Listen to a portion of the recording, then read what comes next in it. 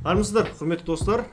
Бүгін мен сіздерге бір нереально бір пайдасын беретін, мықты контент болатын, сіздерге әрі қарай тәжірибе жинауға мүмкіндік беретін ақпараттың бөліскім келіп отыр. Ол мынадай ақпарат.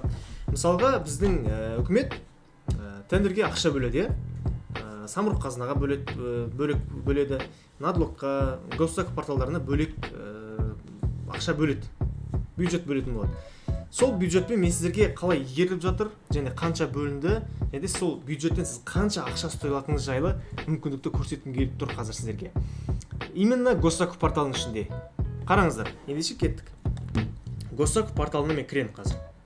Міне мен алдыма дайындап қойдым, дайындалып алдым, міне қараңыздар. Госзак порталына кіремін. Реестр деген жерге кірсеңіз, кез келген адам кіріп қарай алады ол жерден. Реестр деген ішіне кірсеңіз, реестр участников ГЗ деп тұрады. Государственный закупок. Қарасаңыздар, статистикасы тұр. Статистика по зарегистрированным поставщикам деп тұр. Қарасаңыздар, міне розовыймен көрініп тұр. ИП, КХ, жеке кәсіпкерлер, крестьянский хозяйство мына жерде. Розовыймен басым бөлігі бізде ИП екен. Қатысып жүрген тендерщиктердің басым бөлігі ИП. Одан кейін мына жерде АО, ТО, яғни компаниялар қатысады.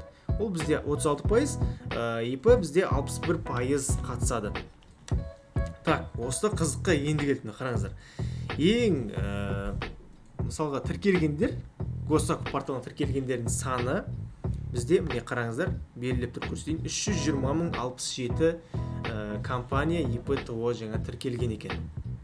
Жалпы осы госзак порталына. Енді астына түсеміз, қараңыз. Қарамен жазылып тұр. Неактивные поставщики, яғни қатыспайды, қазір жұмыс істеп жатқан жоқ. Белсенділігі жоқ, олар 279.160. Міне мен осы жерде сіздерге қазір есептеп көрсетейін телефоннан.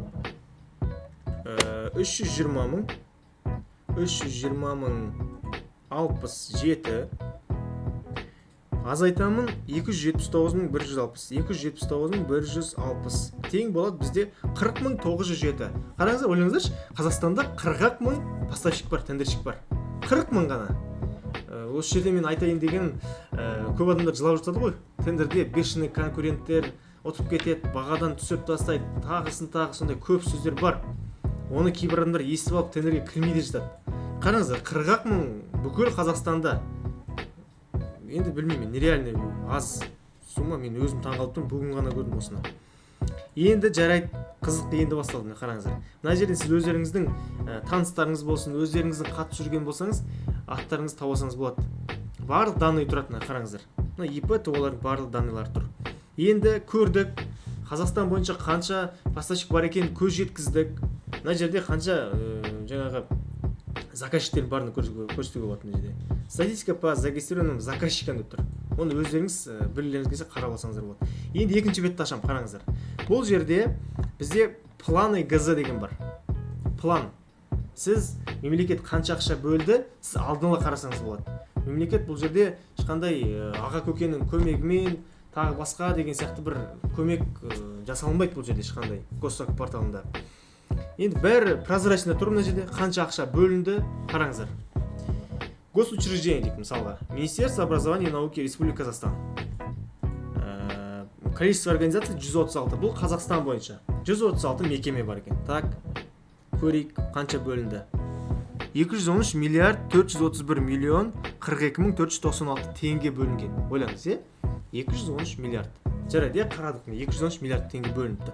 Тағысын тағы осындай Қазақстан бойынша бөлініп жатқан министерство болсын, управление делами президент РК дейтін барлығы бөлініп жатыр ақша. Жарайды, 44 миллиард дейді, 6 миллион, 6 миллиард, 740 миллион, жақсы, бәрін санадық, қостық, көрдік.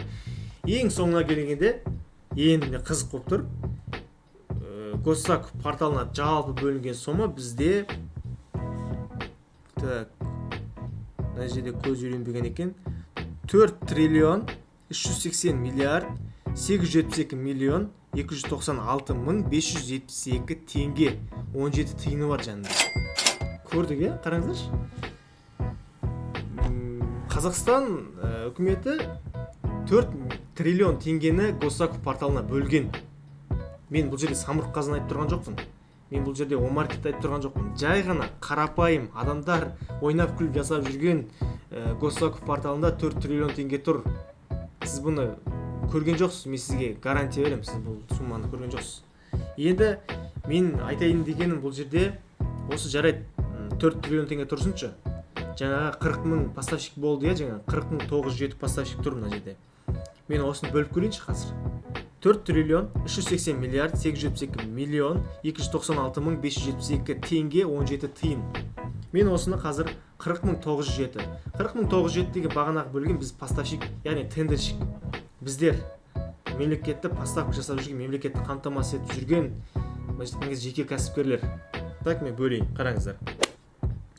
Өзі қанша дейді, мына жерде қанша сумма цифр болып кетті? 4 триллион 380 миллиард, міне қараңыздар, 872 миллион 296 мың 572 теңге. Мен тиынна дейін жазайын, 17 тиын. Көрдіңіздер, е?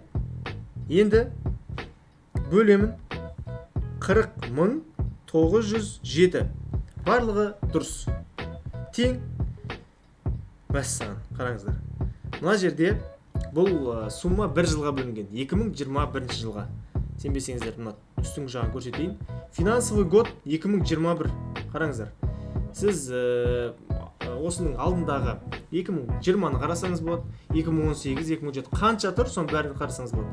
2021 аяқталғанға жақын, 2022-нің сіз планын қарасаңыз болады. Қанша бөлінеді, қанша болады, медицинаға қанша бөлінеді, жол салуға қанша бөлінеді, осының барлығын сіз қарасаңыз болады. Так, мен бөлдім, е, қараңыздар. 107 миллион 93 мың 463 137 тиыны бар жағында. Бір адамға, бұл бір тендерщикке 107 миллион бір жылда, ойлаңыз. Так, мен осы 107 миллионды 12-ке бөліп келейін. Ол сонда бір тендерщиктің бір айлық табысы. Так, бөлу 12-ге тең. 8 миллион 927 мың 455 теңге. 27 тиыны бар жағында. Менің бұл видеомен айтқым келгені, тендерден мүмкіндік бар. Кейбір тендерде нан жоқ деп жатады. Қайдағы нан жоқ? Бұл жерде сіз целый состояние жасасаңыз болады. Айына 8 миллион теңге. Айына 8 миллион. Свободно бүт жасауға болады мен. Кейбір адамдар енді стереотиптермен қалыптаспаған. Ол жаққа міндетті түрде танысың болу керек, ағаң болу керек, көкең болу керек, жәкең болу керек деп айтып жатады. Мына жерде ешқандай аға көкесіз көріп отырсыз, қараңыз. Планын қарап отырсыз, сіз қанша бөлінді, министрліктерге қанша бөлінді мына жерге. Тағы қанша, мына жерде тағы көрсе болады не. Батыс Қазақстан облысына, Атырау, Қызылорда облысы, Жамбыл облысы, Павлодар облысы қанша бөлінді, сіз бәрін көре аласыз осы жерде отырып. Қанша ақша кеткенінде, қай тендерге қатысатыныңызды сіз алдын ала пландап қойсаңыз болады. Мысалы 2021 бітейін деп жатыр ма? 2022-де мен осындай тендерге қатысам, мен осындай поставка істей аламын. Алдын ала оптовиктермен сөйлесіп жасап қойсаңыз болады. Бұл былайша айтқан кезде шаг алдыда жүресіз. Бұны көбісі біле бермейді, көбісі қарай да бермейді бұны. Сондықтан бүгінгі видео сіз үшін және де басқа кәсіпке қызығып жүрген, тендерге қызығып жүрген адамдар үшін өте бір пайдалы, нереальный бір мықты контент болды деп ойлаймын. Осы видеоны көріп, өзіңізге өзіңіз қожайын болып, финансовый независимый адам болғыңыз келсе, тендер жасаңыздар, кәсіпкер атаныңыздар. Егер де осыған байланысты тағы да сұрақтарыңыз болса, төменге қойыңыздар, лайк басып, комментарий жазыңыздар. Достарыңызға міндетті түрде таратыңыз, өйткені бұл шынымен де қазіргі шығып жатқан контенттердің арасындағы бір мықты, сапалысы да бір мықтысы деп айта аламын мен, сөзсіз. Сондықтан достарыңызға таратыңыздар. Келесі кездескенше сау болыңыздар.